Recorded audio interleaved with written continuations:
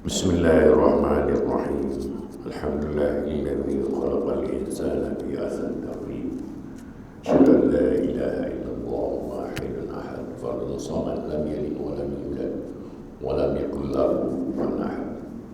Sallallahu ala sayyidina wa nabiyyina wa habibina wa maulana Muhammad wa ala alihi wa sahbihi ajma'in. Amma ba'd.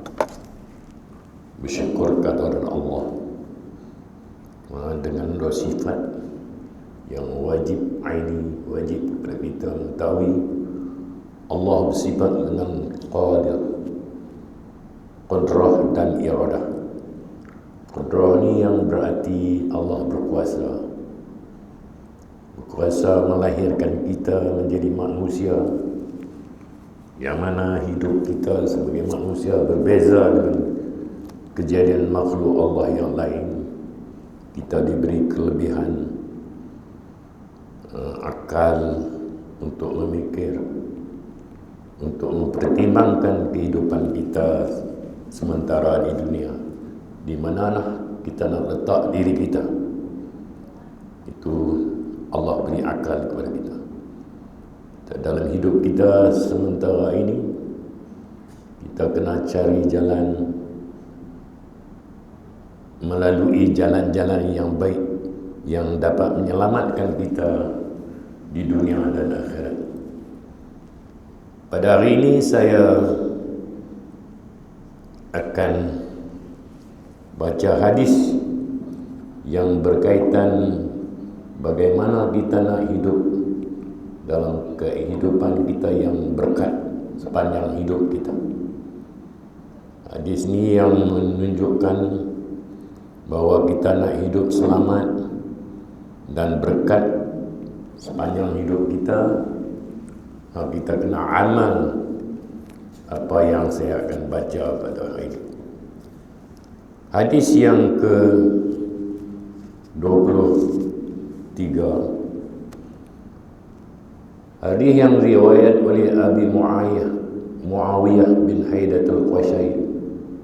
Qala qultu ya Rasulullah man abarru, qala ummaka, qala qultu summa man, qala ummaka, qala qultu summa man, qala ummaka,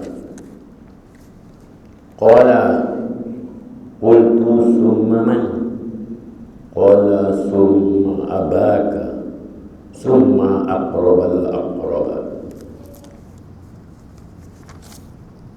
Hadis ini yang bermakna Muawiyah dia bertanya kepada Rasulullah SAW. Dia bertanya kepada Nabi besar kita Muhammad SAW. Dia kata, ya Rasulullah, siapakah yang aku perlu berbakti dan buat baik? Yang pertama kali aku hidup di dunia ni, siapa yang aku perlu berbakti mula-mula sekali dalam kehidupan kita? Nabi jawab, qala Nabi jawab, ibu kamu. Kemudian dia tanya kali yang kedua, qala qultu summa man, qala ummaka. Maka Nabi jawab, mak engkau. Qala qultu summa man. Kemudian dia tanya kali yang ketiga, Nabi jawab juga, qala ummaka, mana mak engkau. Mana tiga kali Nabi sebut mak engkau, mak engkau. Kemudian dia tanya lagi kali keempat, summa man ya Rasulullah, qala summa abaka. Kemudian dia kata, kemudian baru bapa kamu, kemudian orang-orang yang adik-beradik yang dekat-dekat. Jadi dalam hadis ini kita dapati bahawa kita yang penting kita nak hidup bahagia, nak hidup kita dapat keberkatan dalam kehidupan kita, kita kena buat baik kena cakap cara yang baik, kena berhubung cara yang baik, tolong kepada ibu bapa kita cara yang baik, dan ikut cakap dia, perintah dia. Sebab apa? Sebab ibu, Nabi sebut ibu 3 kali. Pasal apa? Sebab apa hikmah yang Nabi sebut 3 kali kepada ibu, kemudian ibu kamu, kemudian ibu kamu? Menunjukkan bahawa ibu merupakan orang yang utama, orang yang utama kita nak berbakti dan buat baik. Saya ibu ni lah, dia melahirkan kita, dia mengandung kita 9 bulan, ada yang setahun ada mengandung, kemudian masa mengandung betapa seksanya kita. Sebab itulah apa yang dikatakan ibu tu tempat kita akan dapat bahagia bila kita berbakti, buat baik, cakap cara yang baik, bertindak cara yang baik kepada ibu kita. Kemudian baru bapa. Kemudian apa dia kena masa kita kecil, dia duk bagi menyusu, dan tengah malam, bangkit tengah malam, duk teriak tengah malam. Kita ni orang lelaki biasanya, suami ni tidur lena nyak itu ya, mak lah duk bangkit bantu susu, duk jaga kencing, berak, duk salin kain lah apa semua. Ibu, sebab itulah ibu 3 kali Nabi sebut bahawa kita kena berbakti, kena buat baik kepada 2 ibu bapa. Jadi sebab itulah dalam Al-Quran pun Tuhan sendiri, Tuhan berfirman bagaimana pentingnya kita kena buat baik kepada 2 ibu bapa. Bismillahirrahmanirrahim. Wa qadha rabbuka alla ta'budu illa iyyahu wa bil walidaini ihsana. Allah firman dalam Al-Quran, Allah suruh kita buat baik, Allah suruh kita sembah, Allah suruh kita taat kepada dia, Allah suruh kita patuh dan taat, kita bertakwa kepadanya. Kemudian selepas itu Allah iringi dengan illa iyyahu bil walidain. Kemudian orang yang kedua yang perlu kita taat adalah 2 ibu bapa. Ini menunjukkan bahawa Allah Al-Khaliq yang menciptakan kita, kemudian Allah beri panduan kepada kita supaya selepas kita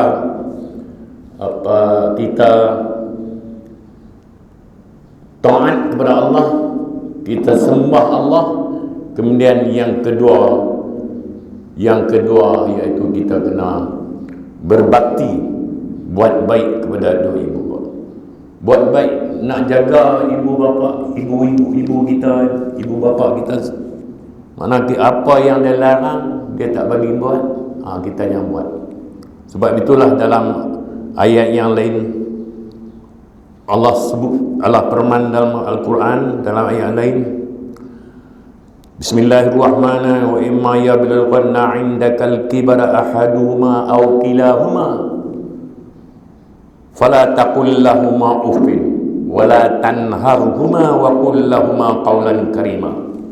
Allah beri panduan kepada kita supaya bila ibu bapa kita ni, bila ibu bapa kita sampai peringkat tua, tak larat dah, kedua-dua mereka ni tak larat dah, dulu mereka duk jaga kita sampai kita besar panjang, maka Allah bagi panduan kepada kita.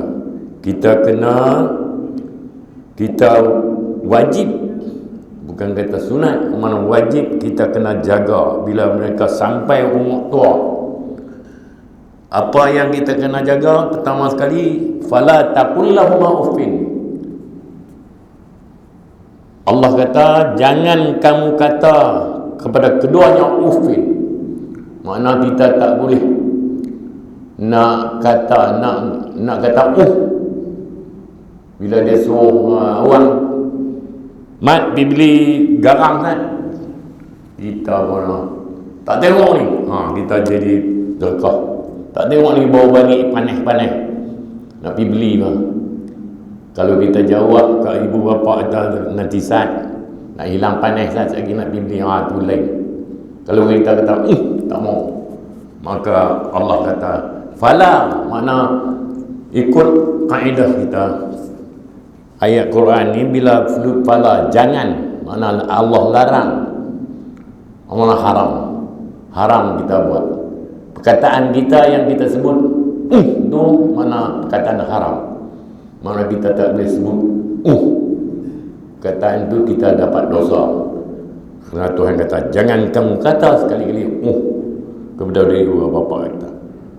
Wala tanharhuma wa qul lahumā qawlan karīmā. Apa yang Allah suruh, iaitu Allah suruh kita cakap, bertutur kata, bercakap dengan ibu bapa kita cara yang baik. Cara yang baiknya kata, ada setengah dengar sekarang ni ada apa mak pak dia kata makan garam dulu, dia kata garam dulu lain, dia jawab tu mana tak boleh, kena kata perkataan yang qaulan karima. Allah kata cakap dengan cara yang baik. Perkataan kelimah kita yang nak tutur kata kepada dua ibu bapa cara yang baik. Ayah, pak jangan tu, orang tua, orang tua, anak apa, anak suruh apa, tu perkataan-perkataan yang bukan perkataan yang Allah suruh kita cakap. Jadi apa ini menjadi wajib kita taat kepada dua ibu bapa, kita cakap cara yang baik, kita akan dapat berkat. Kita cakap menurut kita tolong dia masa dia sakit, kita jaga dia. Tapi sekarang ni zaman moden, kita semua sibuk. Kita ikhtiarlah macam mana nak jaga cara moden, cara sekarang ni macam mana nak jaga mak bapak kita. Kalau kita ada duit, kita cari orang tolong jaga. Tak ada duit, kita gilak kat jaga kalau anak 10. Sebab tu orang tua-tua kata apa anak 10 ni, anak mak seorang, pak seorang boleh jaga anak 10, tapi anak 10 tak boleh jaga mak seorang. Betul. Saya tengok banyak pengalaman, saya ada tengok mana tak boleh jaga. Saat baru kawan ni kan jaga, kawan ni sibuk, kawan ni tak boleh jaga. Mana itulah, tapi sebab itulah sebab Allah tekan sangat. Allah tekankan sangat supaya kita jaga ibu bapa, kerana di sana kita akan dapat keberkatan dalam hidup kita. Jadi apa dalam hal ini berkaitan kita kena buat baik kepada dua ibu bapa ni, kerana kita akan dapat keberkatan dalam hidup kita. Kita dalam Islam ni ada dibagi peraturan, peraturan atau dia pun susun atur dalam Islam ni. Islam ni tu dikatakan Islam tu indah dalam hal-hal untuk buat baik pun dia ada apa aturan dia, ada peraturan dia, ada susunan dia. Kata Imam Nawawi dalam syarah Muslimnya, Imam Nawawi kita disunatkan bermakna kalau kita buat kita dapat pahala, kalau kita tinggal kita tak dapat sia-sia. Kita buat dapat pahala, insya-Allah dapat pahala. Imam Nawawi kata disunatkan kita berbakti dan buat baik ni ikut susun. Dia ada susun dia, susun atau dia siapa yang afdal, yang diutamakan, yang utama kita kena berbakti. Kata Imam Nawawi, pertama yang kita kena buat baik dan berbakti ibu kita. Orang-orang sekali kepada ibu kita. Kalau kepada orang yang masih ada ibu, kebanyakan sekarang ni kita ibu bapa dah tinggalkan kita. Kita usaha untuk membaiki, ngajar anak-anak kita. Kita tugas kita ajak anak kita, latih anak kita supaya berbakti pada kita, buat baik pada kita. InsyaAllah dia akan selamat. Kata Imam Nawawi, yang pertama susun dia yang kita perlu bakti. Pertama dia kata kita kena buat berbakti dan buat baik kepada ibu kita. Kemudian bau bapa, mana ibu dulu. Sebab Nabi sebut tadi 3 kali, mana ibu ni betapa seksanya dia mengandung kita. Dia duk jaga malam, duk jaga kita. Pak ni dia mudah saja. Biasanya pak saya pun mudah. Pak kita duk tengah tidur, suruh bancuh susu, jarang. Mereka semua. Yang kedua, pertama kita kena berbakti dan buat baik ini, kata Imam Nawawi, kepada ibu. Kemudian bau bapa. Yang kedua, anak. Lepas tu bawa anak. Lepas tu bawa anak. Yang ketiganya, yang keempatnya, datuk, Tok Wan sebelah laki-laki. Mana Tok Wan? Tok Wan lah. Tok Wan dulu. Kemudian bangun Tok perempuan. Mana mula-mula Tok Wan, lepas tu baru Tok perempuan. Yang kelimanya dia kata kemudian saudara lelaki. Lepas tu baru kita kena buat baik, dapat sunat, dapat pahala. Kita kena buat baik kepada saudara kita. Saudara kita, makna abang kita ke, adik kita ke, adik kita ke. Kemudian saudara laki-laki dulu. Mula-mula saudara laki-laki, kemudian saudara perempuan, lepas itu baru saudara perempuan. Kemudian yang ketujuhnya zawil irham. Zawil irham ni makna adik-beradik yang jauh. Lepas tu baru adik-beradik yang jauh, yang lepas daripada saudara, lepas daripada adik-beradik kita, 2-3, abang kita ke adik kita, adik perempuan ke apa. Lepas tu bos zawil irham. Zawil irham ni yang kemudian lah adik-beradik yang saudara sedaging dengan kita. Kemudian bapa saudara sebelah bapa. Lepas tu baru bapa saudara sebelah bapa. Lepas pada zawil irham bapa saudara sebelah bapa. Kemudian baru mak saudara sebelah bapa. Lepas tu baru mak saudara sebelah bapa. Kemudian bapa saudara sebelah ibu. Kemudian bapa saudara sebelah ibu. Kemudian mak saudara sebelah ibu. Itu yang ke-10-nya mak saudara sebelah ibu. Kemudian saudara sebelah ibu. Kemudian saudara sebelah bapa. Kemudian sepupu sebelah bapa. Lepas tu baru sepupu. Sepupu ni makna anak pak menakan. Anak pak saudara pak menakan kita, sepupu lah. Satu pupu, sepupu. Kemudian dia ni jatuh peringkat yang 13. Orang kita nak sayang. Kemudian sepupu sebelah ibu. Kemudian menantu. Lepas tu menantu belakang sikit. Menantu yang ke susunan atur dia susun yang ke-15 baru menantu kita. Menantu lelaki dan perempuan, mana dua-dua kita kena nak bakti, nak buat baik itu. Kemudian baru bisan. Lepas menantu baru bisan kita, mana anak kita kahwin dengan dia jadi bisan kita. Lepas bisan tu kemudianlah baru jiran, mana jiran kita.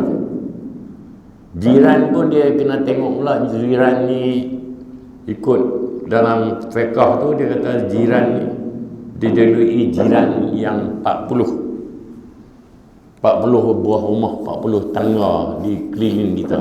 Itu jiran yang akrab dia panggil. Itu afdal kita buat baiklah, mana dengan 40 jiran, 40 tangga jiran. Macam kita duduk kampung tu, luar lah, jauh. Macam duduk kampung saya, rumah sebuah, tanah sebuah ni nak cukup 40 tu, satu mungkin mah boleh cukup 40. Mana luar. Macam di taman ni sebelah tu ya, bilang satu rek, satu lorong tu boleh jadi 40 orang jiran kita. Dianggap jiran. Mana ada hikmah kita baik. Lepas tu baru jiran yang jauh. Mana lepas tu baru jiran yang jauh. Jiran ni saudara seagama kita yang ni seagama kita, jiran. Jiran ni termasuk katanya dalam fiqh ni dia boleh juga orang bukan Islam pun mana jiran je. Tapi jiran cara pergaulan tu lain lah. Tapi dia masuk takrif jiran, boleh dikatakan jiran. Mana kita buat baik, kita akan dapat pahala. Sehingga itulah saja secara ringkas kuliah saya pada hari ini. Dan mudah-mudahan walau sedikit itu, mudah-mudahan akan memberi manfaat kepada kita juga. Apa yang penting bagi kita, marilah sama-sama kita berusaha untuk kita hidup dalam keberkatan oleh Allah. Berkat ni macam-macam. Kadang-kadang kita rezeki murah, kadang-kadang hidup kita tidak basah, rusin dah, duk sabu tak basah sabu, basah sono, walaupun duit tak ada, sono. Itu berkat juga tu dalam hidup. Kemudian tidak ada orang musuh kita, itu keberkatan. Tidak ada musuh kita, tak ada orang nak kata apa kita, tak ada orang rasa nak buat kita, tak ada orang rasa nak curi barang kita. Tak mana-mana pun orang tak curi. Tapi tak barang pun kena ikut Islamnya. Islam dia kena jaga. Dengan kita tak tu tawakal tak boleh. Tak di luar rumah kita, pagar kita tawakal, itu tak boleh. Itu salah. Kita kena tak dalam pagar kita, jaga, dia curi juga tu rezeki dia. Keberkatan ni macam-macam. Itu keberkatan ni apa yang penting kita nak hidup dalam keberkatan. Dengan itu saja, dan saya sudah mengucapkan wassalamualaikum warahmatullahi wabarakatuh. Bismillahirrahmanirrahim. Alhamdulillahirabbil alamin. Alhamdulillah bi ni'mat jazilah. Ya Rabbana lakal hamd kama yanbaghi li jalali wajhika wa اللهم صلنا وسلم ديننا وسلم معرفتنا وسلم توحيدنا وسلم المسلمين والمسلمات والمؤمنين والمؤمنات الأحياء والأموات. ربنا هب لنا من أزواجنا وذرياتنا واجعل للمتقين إماما. ربنا آتنا من لدنك رحمة وهيئ لنا من أمرنا. ربنا فاغفر لنا ذنوبنا وكفر عنا سيئاتنا الأبرار. ربنا آتنا في الدنيا حسنة وفي الآخرة حسنة وقنا عذاب النار. صلى الله على سيدنا محمد وعلى آله وصحبه والحمد لله رب العالمين. تقبل الله.